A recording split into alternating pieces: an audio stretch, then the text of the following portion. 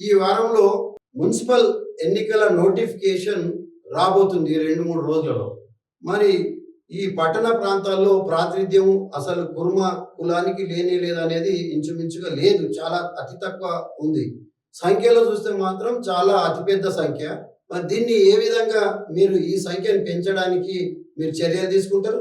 అట్లనే ఇక్కడ ఏదైతే కుర్మ ట్రస్ట్ ఏదైతే పెట్టారో మీరు విద్యార్థులకు ఏ విధంగా సేవలను అందిస్తారు? ఎవరెవరు ఇక్కడ చదువుకోవడానికి అవకాశం ఉంది? అక్కడ ఉన్న వసతులు ఏమి కల్పిస్తారు అనేది మీరు ముఖ్యంగా ట్రస్ట్ ఉద్దేశం ఏంటంటే, ముఖ్యంగా కుర్మలు విద్యాపరంగా చాలా దూరం ఉన్నారు విద్యకు. ఎందుకంటే వాళ్ళ వృత్తి అయినటువంటి గొర్రెలు మేకలు పొలాల మేపుకునే వాళ్ళు చాలా సంచారులు. వాళ్ళు 6 నెలలు ఇంటి దగ్గర 6 నెలలు బయట ఉండి పోవడం వల్లనే వాళ్ళు ఇలా విద్యకు దూరమైంది. కాబట్టి ప్రధాన ఎజెండా ఈరోజు కుర్మలు విద్యావంతులు అయితేనే చదువుంటేనే ఏదైనా సాధించగల సంకల్పంతో రాష్ట్ర కుర్మ సంఘం కానివ్వండి, ఇక్కడ జిల్లా కుర్మ సంఘం కానీ విద్యాపరంగా వారిని ఇక్కడ పెద్దపీట వేయడానికి మేము విద్యావంతులు చేయడానికి ప్రయత్నం చేస్తా ఉన్నాం. ఇది ట్రస్ట్ ఉద్దేశం కూడా ఏంటంటే పిల్లలకు పేద పిల్లలు ఎవరైతే ఉన్నారో ఆ పిల్లలకు విద్యాపరంగా ముందు తీసుకెళ్ళడానికి, వారికి ఫీజులు కట్టలేని వాళ్ళు ఉంటే కూడా వారికి కొంత ఫీజులు కట్టి వారికి ముందు తీసుకెళ్ళడానికి మేము ప్రయత్నం చేస్తాం.